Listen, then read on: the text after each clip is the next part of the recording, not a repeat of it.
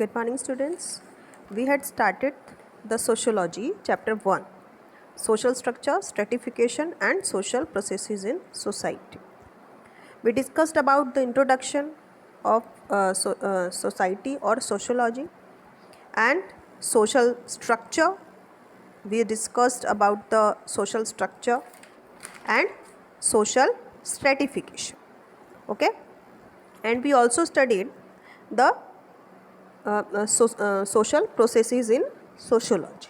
Okay, we discussed that there are two ways of understanding social processes in sociology. These two ways are the perspective given by Karl Marx and Emil Durkheim. So they give the perspective of conflict and perspective of functional, है ना. Conflict perspective and functionalist perspective. जो conflict perspective है वो ये बताता है कि society का जो डिवीज़न किया गया है वो क्या है.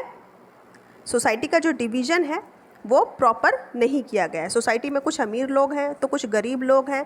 बहुत ज़्यादा वेरिएशन है इनके कास्ट में, इनके कास्ट के अकॉर्डिंग, इनके जेंडर, इनका रिलीजन, इनका लैंग्वेज, इसके बेस पर काफ़ी वेरिड डिवीज़न है. बराबरी नहीं है सोसाइटी में. जैसे इसमें फैक्ट्री ओनर और फैक्ट्री वर्कर का एग्जाम्पल दिया गया है. दोनों एक दूसरे के लिए ज़रूरी हैं बट दोनों में कॉन्फ्लिक्ट रहता है बिकॉज जो फैक्ट्री ओनर है वो डोमिनेट करता है वर्कर को और जो वर्कर है वो अपने आप को डोमिनेटेड फील करता है. तो यही कॉन्फ्लिक्ट का कारण बनता है. ओके, तो जो कॉन्फ्लिक्ट पर्सपेक्टिव है बेसिकली सोसाइटी के डिवीज़न को फोकस करता है on the base of caste और क्लास. ओके, फंक्शनलिस्ट पर्सपेक्टिव ये कहता है कि जो सोसाइटी का डिवीज़न किया गया है वो किसी कारण से किया गया है ना. जो सोसाइटी है उसमें ज़रूरी है ये डिवीज़न का करना क्योंकि सोसाइटी में नए मेंबर्स को जोड़ा जाता है. समय समय पर उनको तरीके समझाए जाते हैं किस तरह से समाज में रहना है और उनको सारे मेथड बताए जाते हैं एक इंडिविजुअल का जो रोल है सोसाइटी में. तो जो फंक्शनल पर्सपेक्टिव है वो ये भी एज्यूम करता है कि सोसाइटी के जितने भी ऑर्गन्स हैं उन सब का अपना अपना रोल है और वो अपने अपने रोल को प्ले करते हैं ताकि सोसाइटी को मेंटेन किया जा सके, सोसाइटी की फंक्शनिंग को मेंटेन किया जा सके. और फंक्शनल पर्सपेक्टिव कॉपरेशन और कॉन्फ्लिक्ट के बारे में बताता है कि ये दोनों ही सोसाइटी का हिस्सा होते हैं और दोनों में ही काफ़ी गहरा रिलेशनशिप होता है. ये काफ़ी कॉम्प्लेक्स भी होते हैं एक समय पर और एक समय पर ईजीली सेपरेबल भी हो जाते हैं. तो कॉपरेशन जो है वो कंटिन्यू और कॉमन एफर्ट्स के कारण होता है. दो या दो से ज़्यादा जब इंडिविजुअल साथ में काम करते हैं, इक्वली काम करते हैं और उनके विलिंग्स जो हैं वो एक दूसरे उनके जो गोल्स हैं, उनके जो लक्ष्य हैं जब एक जैसे होते हैं तो वो कॉपरेशन वहाँ पर होता है. ठीक है, कॉपरेशन जो है एक एसोसिएटिव प्रोसेस है ना. और ये कॉन्फ्लिक्ट से इसलिए डिफरेंट है क्योंकि जो कॉन्फ्लिक्ट है वो क्या होता है, डिसएसोसिएटिव होता है सोशल प्रोसेस में, है ना. जो कॉपरेशन है, कॉपरेशन में लोग दो या दो से ज़्यादा लोग जो होते हैं वो आपस में इसलिए जुड़े होते हैं क्योंकि उनका लक्ष्य जो है वो एक जैसा होता है, काम करने का तरीका एक जैसा होता है, वो एक दूसरे के साथ इक्वली जो है वर्किंग कंडीशन में होते हैं, इसलिए वो एक दूसरे को कोऑपरेट करते हैं. लेकिन जो कॉन्फ्लिक्ट है उसके जस्ट ऑपोजिट होता है. उसमें जो सोसाइटी है उसमें एसोसिएशन नहीं होता है बल्कि डिसएसोसिएशन होता है. कॉपरेशन जो है कॉन्शियस होता है ना. और एक अनकॉन्शियस प्रोसेस होती है कॉन्फ्लिक्ट, है ना. is mostly a conscious process. Cooperation may be conscious or an unconscious process, while conflict is mostly a conscious process. जो cooperation है वो कभी कभी जो है जानबूझ के भी किया जाता है, फिर अनजाने में भी cooperation होता है सोसाइटी के साथ, लेकिन conflict जो है हमेशा जानबूझ के किया जाता है. झगड़ा हमेशा सोच समझ के लोग करते हैं. Cooperation may require conflict. Cooperation may require conflict and there is a difference between enforced and voluntary cooperation. जो cooperation है कभी कभी क्या होता है कि ना चाहते हुए भी लोगों को कॉपरेट करना पड़ता है. सोसाइटी में कभी कभी ऐसी कंडीशन भी आ जाती है कि ना चाहते हुए भी किसी के साथ हमें कॉपरेट करना पड़ता है क्योंकि उसके साथ कॉन्फ्लिक्ट नहीं कर सकते. जैसे कि यहाँ एक उदाहरण दिया गया है कि जैसे डॉटर्स का प्रॉपर्टी राइट है इंडियन सोसाइटी में, है ना, लेकिन उन्हें डर ये होता है कि अगर वो अपनी राइट के लिए कहेंगी तो उनके जो भाई हैं भाभी हैं कहीं उनसे नाराज़ ना हो जाएं, उन्हें छोड़ ना दें, है ना. इस डर से वो अपना जो राइट है वो नहीं लेती हैं अपने फादर की प्रॉपर्टी में. तो जो कोऑपरेटिव बिहेवियर है वो सोसाइटी में डीप झगड़ों से बचने के लिए भी कई बार कॉपरेशन किया जाता है. Okay, now next is cooperation and division of labour, है ना. कॉपरेशन का जो कॉन्सेप्ट है वो ह्यूमन बिहेवियर के अजम्पशन पर बेस्ड है. ओके, जो ह्यूमन बिहेवियर है वो किस तरह का उसका बर्ताव है समाज में एक दूसरे के साथ, उस पर डिपेंड करता है. Cooperation helps in human survival.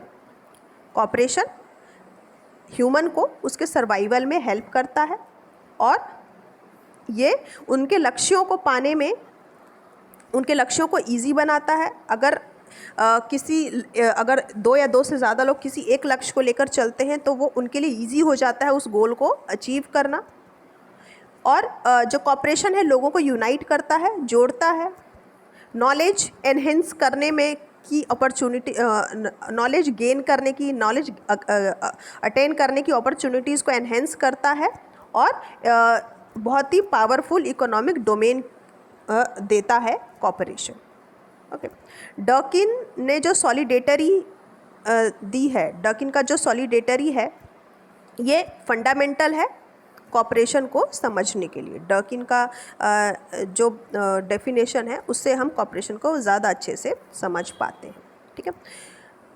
The role of division of labour. अब हम पढ़ेंगे डिवीजन ऑफ लेबर के बारे में, है ना. तो डिवीजन ऑफ लेबर का जो रोल है जिसमें कॉपरेशन ज़रूरी है ना, ये सोसाइटी की बेसिक नीड्स को, सर्टेन नीड्स को फुलफ़िल करते हैं. हालांकि जो डर्किन है और कार्ल मार्क्स हैं दोनों ही कॉपरेशन को एम्फेसाइज करते हैं, लेकिन वो दोनों अलग अलग तरीके से इन्हें एम्फेसाइज करते हैं. ओके, कैसे? जो मार्क्स के अकॉर्डिंग, जो कार्ल मार्क्स है उनके अकॉर्डिंग जो कॉपरेशन है वो अपने आप वॉलंटियरी नहीं है. वॉलंटियर मतलब बिना किसी मतलब के सोसाइटी में कोई कॉपरेट नहीं करता है एक दूसरे को. जहाँ पर क्लास एग्जिस्ट होती है, अपर क्लास और लोअर क्लास एग्जिस्ट होती हैं, है ना. There cooperation is not voluntary but has come about naturally, है ना. वॉलंटरी नहीं होता है बल्कि वो नेचुरली होता है क्योंकि वो ज़रूरी है. बिना कॉपरेशन के उनका काम नहीं चलेगा, इसीलिए वो जो है कॉपरेशन एक दूसरे के साथ करते हैं. दूसरे शब्दों में कहें तो जो वर्कर्स हैं, workers lose control over how to organise their own work and they lose control over the rewards of their labour, है ना. अगर वर्कर्स नहीं करेंगे कॉपरेट तो क्या होगा कि वो अपना काम खो देंगे. उन्हें अपने वर्क के ऊपर जो काम करते हैं वो अपना ऑर्गेनाइजेशन है उस पर उनका कंट्रोल चला जाएगा और साथ ही जो उनका लेबर का रिवॉर्ड है वो भी नहीं मिलेगा उन्हें, है ना. So there is very different to weaver और पॉटर और iron smith who derives feeling of fulfillment and pleasure of creativity with that of a worker involved in a factory whose sole task may be press a button throughout the day. Cooperation in such situation is enforced, है ना. क्या है कि Karl Marx का कहना है कि कभी कभी जो कॉपरेशन है वो एनफोर्स किया जाता है, ज़बरदस्ती कॉपरेशन कराया जाता है ना. चाहते नहीं हैं वर्कर, जो है कॉपरेशन करना नहीं चाहता है, नहीं सहयोग देना चाहता है, लेकिन फिर भी उसको मजबूरी में करना पड़ता है. इसमें एक एग्जाम्पल दिया गया है कि जो वीवर हैं, पॉटर हैं या जो आयरन स्मिथ हैं वो जिस फीलिंग से और जिस प्लेजर के साथ, क्रिएटिविटी के साथ अपना काम करते हैं वो एक फैक्ट्री में काम करने वाले वर्कर से काफ़ी डिफरेंट होता है, जिसे पूरे दिन में बटन दबाने का काम मिलता है ना। तो कॉपरेशन ऐसी सिचुएशन में क्या होता है, वो एनफोर्सेबल बन जाता है, ज़बरदस्ती कॉपरेशन वाली स्थिति बन जाती है। अब यहाँ पर जो डंकिन ने सॉलिडेटरी का डेफिनेशन दिया है, तो ये दो तरह का उन्होंने बताया है सॉलिडेटरी, मैकेनिकल सॉलिडेटरी और ऑर्गेनिक सॉलिडेटरी, है ना।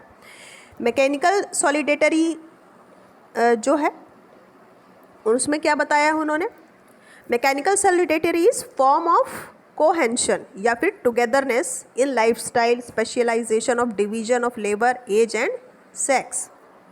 And organic solidarity is form of social cohesion based on division of labour and resulting into interdependency. जो मैकेनिकल सॉलिडेटरी है वो कैसे आती है, लाइफस्टाइल अगर एक जैसा हो, है ना, जो लेबर का डिवीज़न है उसका स्पेशलाइजेशन सेम है, लोग एक सेम आयु और सेम जेंडर के लोग हैं, तो यहाँ पर मैकेनिकल सॉलिडेटरी होती है। और ऑर्गेनिक सॉलिडेटरी कहाँ पर होती है, ये सोशल टुगेदरनेस पर का फॉर्म होता है, जो डिवीज़न ऑफ लेबर पर बेस्ड होता है और उनकी जो इंटरडिपेंडेंसी है, एक दूसरे पर आश्रितता है, इसका रिजल्ट होती है। मैकेनिकल सॉलिडेटरी जो है इसमें they have togetherness due to similar beliefs. Mechanical solidarity में लोग इसलिए एक साथ होते हैं, कॉपरेशन करते हैं, क्योंकि उनके जो मान्यताएं हैं, उनके जो सेंटीमेंट्स हैं, उनके बिलीव्स हैं, उनकी कॉन्शियसनेस है, वो सेम होती है। जैसे कि एक एग्जांपल ले लेते हैं, जैसे कि एक फैमिली है, वो फैमिली के सारे मेंबर फार्मिंग में एंगेज हैं, है ना, तो उन सब का जो मोटिव है वो सेम है, अपने फार्म लैंड की क्रॉप्स, ग्रेन की प्रोडक्शन को बढ़ाना, है ना। तो सेम इनका बिलीफ है, सेम सेंटीमेंट है, सेम इनकी लाइफस्टाइल है, इनका लेबर ऑफ डिवीजन का स्पेशलाइजेशन भी सेम है। तो इस तरह से यहाँ पर मैकेनिकल्स अपने आप ये आ जाता है कॉपरेशन। यहाँ पर मैकेनिकल सॉलिडेटरी का मतलब क्या है, अपने आप यहाँ कॉपरेशन आता है, इसे एनफोर्स नहीं करना पड़ता, जबकि ऑर्गेनिक सॉलिडेटरी में एनफोर्स करना पड़ता है कॉपरेशन को, है ना। ऑर्गेनिक सॉलिडेटरी में as the become more specialized, they become more dependent upon each other, example garment और car manufacturing company। यहाँ पर बताया गया है कि जो ऑर्गेनिक सॉलिडेटरी है इसमें जो लोग हैं वो ज़्यादा स्पेशलाइज्ड होते जाते हैं, ज़्यादा एक दूसरे के ऊपर डिपेंडेंट होते जाते हैं। जैसे कि एग्जांपल के लिए कोई गारमेंट फैक्ट्री है या फिर कार मैन्युफैक्चरिंग कंपनी है, एक जगह पे जैसे धागा बनाया जा रहा है, कोई किसी ने कपास उगाया, किसी ने किसी दूसरी जगह पे जाकर के वो उससे स्पिनिंग की गई, फिर कहीं और जाकर के उससे वीविंग की गई और फिर टेक्सटाइल इंडस्ट्री में उससे गारमेंट बन रहा है। तो ये इसमें अगर इनमें से कोई भी एक भी अपना काम नहीं करता है, एक भी अपना कॉपरेशन नहीं देता है, तो वो पूरा जो सिस्टम है वो डिस्टर्ब हो जाएगा। तो इसलिए जो ऑर्गेनिक सॉलिडेटरी है वो एनफोर्स्ड होती है, क्योंकि उसमें डिपेंडेंसी बढ़ती जाती है। ओके, सो ये डिफरेंस था मैकेनिकल सॉलिडेटरी और ऑर्गेनिक सॉलिडेटरी में। अब हम पढ़ेंगे competition as an idea and practice. Competition के बारे में पढ़ेंगे, है ना। हमने कॉपरेशन पढ़ा, तो कॉपरेशन की तरह ही कंपटीशन भी यूनिवर्सल है नेचर में, और क्या है, डिसएसोसिएटिव है, डिसएसोसिएटिव सोशल प्रोसेस है ना। सोशोलॉजिकल, हालांकि जो सोशोलॉजिकल एक्सप्लेनेशन है इसको लेकर के वो काफ़ी डिफरेंट है एक दूसरे से, है ना। कंटेम्प्रेरी पीरियड्स में जो कंपटीशन है एक प्रोमिनेंट आइडिया है जिसे कोई इमेजिन नहीं कर सकता है एक सोसाइटी में, है ना, जहाँ पर कंपटीशन को गाइडिंग फोर्स माना जाता है ना। कंटेम्प्रेरी पीरियड जो जितने अभी जो समय बीता है अभी कुछ, या फिर अभी जो चल रहा है, उसमें क्या बताया गया है कि जो कंपटीशन है वो एक ऐसा प्रोमिनेंट आइडिया है और इसको कोई इमेजिन नहीं कर सकता सोसाइटी में जहाँ पर गाइडिंग फोर्स नहीं होता है ना। जहाँ पर कोई गाइडिंग फोर्स नहीं है वहाँ पर कंपटीशन के बारे में इमेजिन भी नहीं किया जा सकता कि वहाँ पर उस सोसाइटी में कंपटीशन हो सकता है। एमिल डर्केम और कार्ल मार्क्स जो हैं, इन्होंने नोट किया है इंडिविजुअलिज्म के ग्रोथ के को और कंपटीशन इन मॉडर्न सोसाइटी, है ना। एमिल डर्केम और कार्ल मार्क्स ने बताया है कि जो सोसाइटी है, मॉडर्न सोसाइटी है, यहाँ पर कंपटीशन और इंडिविजुअल की ग्रोथ दोनों साथ साथ चलते हैं। दोनों ही जो डेवलपमेंट हैं वो इंटरनल होती हैं, है ना, to the way modern capitalistic society function. और जो आज के समय पर कैपिटलिस्टिक सोसाइटी है उसका जो फंक्शन है उसको और ज़्यादा डेवलप करते हैं। कैपिटलिस्ट सोसाइटी में किस पर ज़्यादा स्ट्रेस किया जाता है? On greater efficiency and greater profit maximisation, है ना। जो ज़्यादा काबिल होता है और जहाँ से ज़्यादा प्रॉफिट हो सकता है उसी पर ज़्यादा ध्यान दिया जाता है, उसी पर ज़्यादा स्ट्रेस किया जाता है ना। तो कंपटीशन की जो आइडियोलॉजी है ये क्या है? डोमिनेंट आइडियोलॉजी है कैपिटलिज्म में, ठीक है। ये पूंजीवाद जो कैपिटलिस्ट सोसाइटी है वहाँ पर वहाँ की एक आइडियोलॉजी है, ये कंपटीशन का जो आइडियोलॉजी है। The logic of this ideology is that the market operates in a manner that ensure greatest efficiency.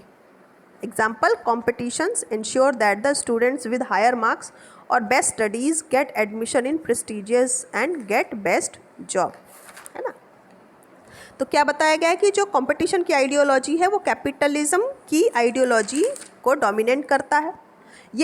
और ये जो आइडियोलॉजी है इस लॉजिक को लेकर चलाया जाता है कि सोसाइटी में जिसमें सबसे ज़्यादा एफिशिएंसी होगा, जो जितना काबिल होगा, जितना ज़्यादा काबिल होगा उसको उतना ही रिवॉर्ड और प्रेस्टीज मिलेगी। जैसे कि इसमें एग्जांपल बताया है कि किसी कंपटीशन में जिस स्टूडेंट को हायर मार्क्स मिलेगा या फिर जो बेस्ट स्टूडेंट होगा उसी को बेस्ट स्कूल में एडमिशन मिलेगा और उसको बेस्ट जॉब मिलेगी, है ना। तो ये किस पर स्ट्रेस करता है?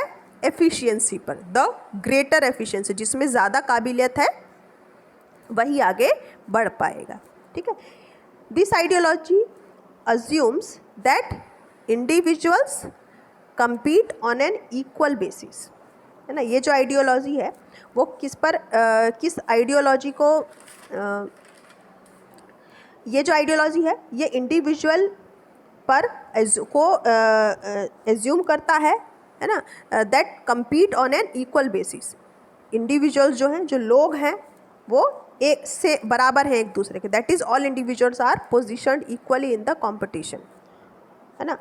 ये जो आइडियोलॉजी है ये एज्यूम करता है कि हर व्यक्ति, है ना, इक्वल है, इक्वल बेसिस पर है ना। हर व्यक्ति को कंपटीशन का बराबर का अधिकार मिलना चाहिए, चाहे वो एजुकेशन में है चाहे जॉब में है ना।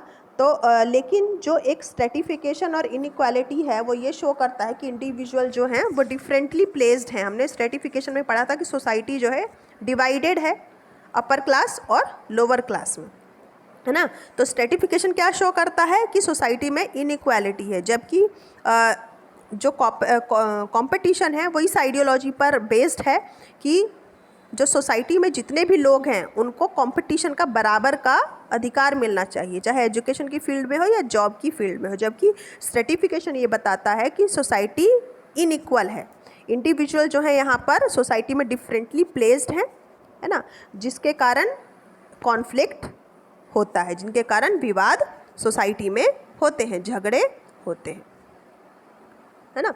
तो ये जो कंपटीशन है इसके कारण सोसाइटी में क्या होता है? कॉन्फ्लिक्ट की कंडीशन आ जाती है। अब हम पढ़ेंगे कंपटीशन के बारे में, कॉन्फ्लिक्ट के बारे में, कि कॉन्फ्लिक्ट कैसे होता है ना, क्या कारण होते हैं कॉन्फ्लिक्ट के। कॉन्फ्लिक्ट हमने जैसा कि अभी पहले पढ़ा है ना, इसी को हमें थोड़ा सा डिटेल में पढ़ना है कॉन्फ्लिक्ट को। कॉन्फ्लिक्ट एंड कंपटीशन, ठीक है। कंपटीशन के कारण कॉन्फ्लिक्ट कैसे होता है? कॉन्फ्लिक्ट एक डिसोसिएटिव सोशल प्रोसेस है ना, असहयोग ऐसा सोशल प्रोसेस है जिसमें इंडिविजुअल्स में, लोगों में या फिर ग्रुप्स में डिसोसिएशन होता है, असहयोग होता है। कॉन्फ्लिक्ट जो टर्म है वो इसका मतलब क्या है? क्लैश ऑफ इंटरेस्ट, जब दो लोगों के इंटरेस्ट आपस में भिड़ते हैं, क्लैश करते हैं, तो वहाँ पर कॉन्फ्लिक्ट होता है। कॉन्फ्लिक्ट डिसएसोसिएटिव सोशल प्रोसेस है, जिसमें इंडिविजुअल, कोई व्यक्ति या फिर ग्रुप एक दूसरे को डायरेक्टली चैलेंज करते हैं, है ना, अपनी उन दोनों की जो इंटरेस्ट होते हैं सेम होते हैं, और उसके कारण जो है वायलेंस करते हैं, या फिर वायलेंस का खतरा भी कई बार होता है। It includes all activities in which people contained against one another for any object. इसमें वो हर एक्टिविटी इंक्लूड होती है जिससे लोग एक दूसरे के अगेंस्ट, है ना, किसी भी उद्देश्य को लेकर के एक दूसरे के अगेंस्ट जा सकते हैं, चाहे वो वायलेंस के फॉर्म में हो या फिर वायलेंस के थ्रेट के रूप में हो। ठीक है। Scarcity of resources in society produces conflict. कई बार सोसाइटी में अगर रिसोर्सेज की कमी है और तो उस रिसोर्स पर सब दो या दो से ज़्यादा लोग या फिर दो या दो से ज़्यादा ग्रुप अपना अधिकार चाहता है ना, तो इसके कारण भी कॉन्फ्लिक्ट होते हैं, उनमें स्ट्रगल होता है उस रिसोर्स पर कंट्रोल करने के लिए। ठीक है।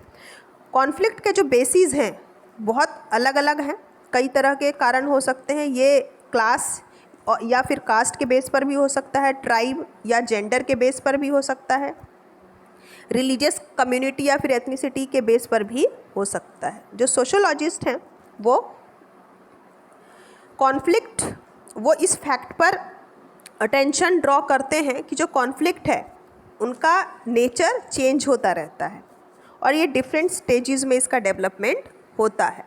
लेकिन जो कॉन्फ्लिक्ट है वो has always been part of society. लेकिन जो कॉन्फ्लिक्ट है हमेशा से सोसाइटी का एक पार्ट रहा है, हमेशा समाज का अंग रहता है। ठीक है। Social changes and greater assertion of democratic rights of disadvantaged and discriminated groups make the conflict more visible. जब सोसाइटी में चेंजेस आते हैं, है ना, लोगों के ऐसा ग्रुप जो डिसएडवांटेज्ड है, डिस्क्रिमिनेटेड है, ऐसे लोगों के जब डेमोक्रेटिक राइट्स एजर्ट होते हैं, उन पर उनमें बदलाव आता है, तो कॉन्फ्लिक्ट ज़्यादा देखने को मिलता है। जब किसी का हक छीना जाता है, कहना चाहिए सोसाइटी में, तो फिर कॉन्फ्लिक्ट ज़्यादा विजिबल होता है। कॉन्फ्लिक्ट जो है वो कंपटीशन से डिफरेंट होता है। कंपटीशन जो है एक अनकॉन्शियस प्रोसेस हो सकता है, जबकि कॉन्फ्लिक्ट हमेशा जानबूझकर ही किया जाता है ना। जो कंपटीशन है वो अनजाने में भी होता है, अनकॉन्शियस प्रोसेस हमेशा हो सकती है। लेकिन कॉन्फ्लिक्ट, जो झगड़े होते हैं, विवाद होते हैं, ज़्यादातर कॉन्शियसली किया जाता है। जो मेन मोटिव है कंपटीशन का वो क्या है? अपना गोल अचीव करना, अपने लक्ष्य को पाना। जबकि कॉन्फ्लिक्ट जो है वो केवल पर्सनल गोल के लिए किया जाता है। ठीक है, अपनी स्वार्थ पूर्ति के लिए किया जाता है। Conflict appear as a discord और overt clash only when expressed openly, है ना। But the absence of movements does not imply the absence of a conflict. Okay, जो कॉन्फ्लिक्ट है तभी कैसे अपीयर होता है? एज अ डिस्कॉर्ड और ओवर्ट क्लैश। जब लोगों के इंटरेस्ट क्लैश होते हैं, दो या दो से ज़्यादा ग्रुप हैं या व्यक्ति हैं, उनके जो इंटरेस्ट हैं वो डिस्कॉर्ड हो रहे हैं, क्लैश हो रहे हैं, तब ये ओपनली एक्सप्रेस होता है। लेकिन जो मूवमेंट्स हैं उनकी एब्सेंस में जो कॉन्फ्लिक्ट है ये इम्प्लाई शो नहीं होता है या फिर उनकी खुल करके सामने नहीं आता है। Since conflict is often not expressed, the subordinate section, example women or peasants, develop different strategies to cope with conflict and ensure cooperation, है ना।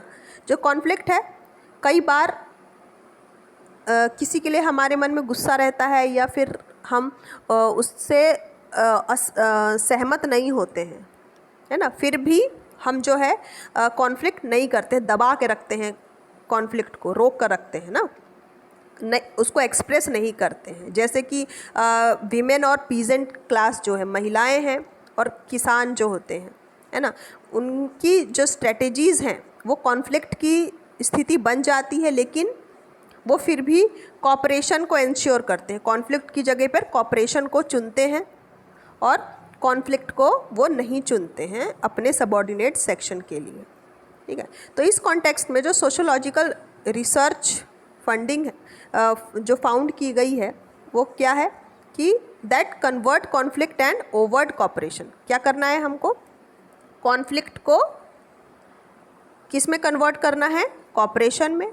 और ये सच है और सोसाइटी में बहुत ही कॉमन है। हमें क्या करना चाहिए, कॉन्फ्लिक्ट की जगह कंपटीशन को बढ़ावा देना चाहिए, कॉपरेशन को बढ़ावा देना चाहिए, ताकि सोसाइटी ग्रो कर पाए।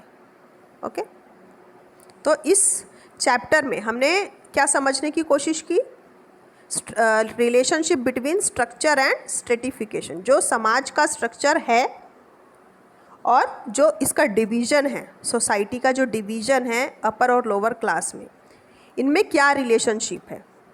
क्या क्या पढ़ा हमने इसमें, कंपटीशन पढ़ा कि जो डिवीज़न के कारण, जो सोसाइटी में डिवीज़न है उसके कारण क्या समय समय पर कॉन्फ्लिक्ट होते रहते हैं, उनमें कंपटीशन होता है आपस में और कॉपरेशन भी होता है, डिवीज़न ऑफ लेबर भी होता है ना। और साथ ही हमने एक तरफ सोशल प्रोसेसेस पढ़े, क्या क्या सोशल प्रोसेसेस हैं, कॉपरेशन, कंपटीशन एंड कॉन्फ्लिक्ट। ठीक है, तो हमने इसमें क्या नोटिस किया कि जो सोशल प्रोसेसेस हैं तीनों, वो तीनों ही डिफरेंट हैं।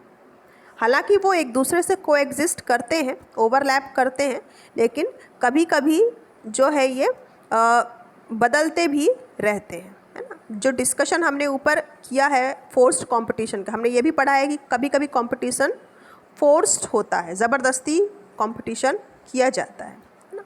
तो जो दो एक्टिविटीज़ से हमने इसको एंड किया है वो रियल लाइफ इवेंट के का एक एग्जाम्पल दिया है हमने, जिसमें समझा है कि सोशोलॉजिकल अंडरस्टैंडिंग हमको हम कैसे ला सकते हैं, किस मैनर में ये तीनों प्रोसेसेस को ऑपरेट किया जाना चाहिए कि जो सोशल ग्रुप है उनका जो स्ट्रक्चर है वो मेंटेन रहे।